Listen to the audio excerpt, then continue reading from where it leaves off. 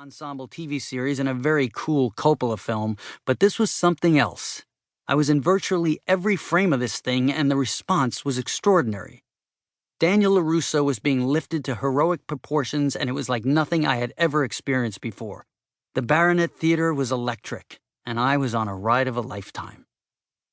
I have often described sitting in the back of that theater as like being in the back of the coolest roller coaster, witnessing everyone's heads, shoulders, and arms moving in unison as the track took them on different turns, drops, and ascents.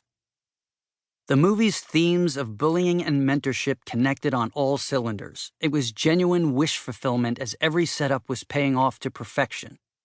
We followed a bullied teenager under the soulful tutelage of his martial arts master, a surrogate father figure and virtual human Yoda, Mr. Miyagi, portrayed in a brilliant Oscar-nominated performance by my friend and screen partner, the late, great Noriyuki Pat Morita.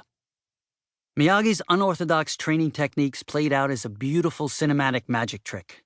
Daniel LaRusso was the every kid next door who had no business winning anything, and a classic aspirational character who was overcoming the odds, heading toward the ultimate climax, where he represented a piece of all of us.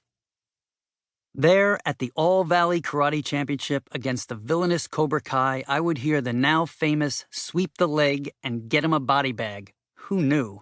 For the first time as the anticipation of the crane kick loomed around the corner. The swell of excitement was palpable. Conti's music built, Advolson's edits elevated, LaRusso assumes the position. I could feel the dam about to burst. And then, the kick, the crescendo. Boom! A thunderous roar from the Baronet crowd as they leapt to their feet, cheering and hugging and high-fiving as if at a major league sporting event. It was a thrilling rush of emotion, and I was sucked into the vortex like I had just won the World Series, Super Bowl, and Stanley Cup at the same time. I don't think I even remember the credits rolling. This continued up the aisles of the theater, through the lobby, and back out onto 3rd Avenue.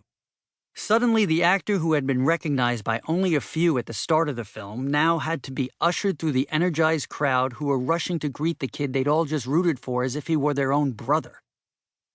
The crowd spilled out onto the sidewalk as I was guided by the filmmakers to a waiting car at the curb. I stopped and looked back at my new friends with whom I had just spent 126 minutes. What I saw was an image I will never forget. Everyone, and I mean everyone, was doing the crane stance out by the street.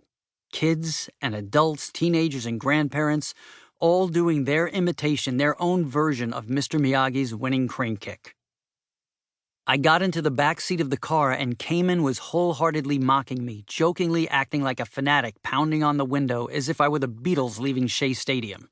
Avildsen said earnestly of the film and my performance, "Congratulations, it's really a terrific story."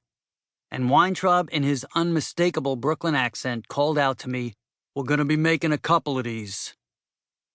My mind was racing as the car drove up 3rd Avenue. I was trying to make sense of everything I had just experienced. I laughed to myself at what Jerry had said. I mean, I knew what it meant, but at the same time, what did that really mean, a couple of these? 2 is a couple. 3 is a crowd. 4 is too many?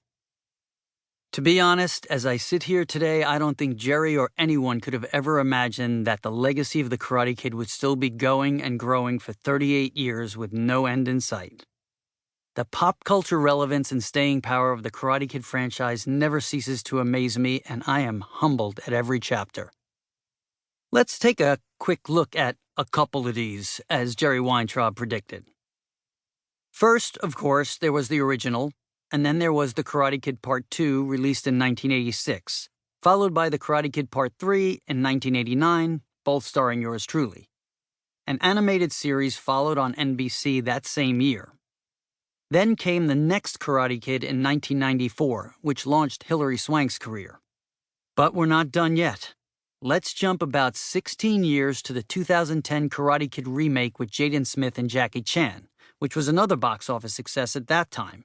I would say that constitutes a couple of these, wouldn't you? But wait, there's more.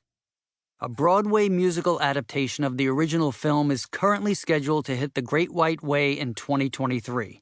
With a book by the original screenwriter, Cayman, and music by Tony Award-level composers and producers. The Karate Kid, the musical, is on the way. Of course.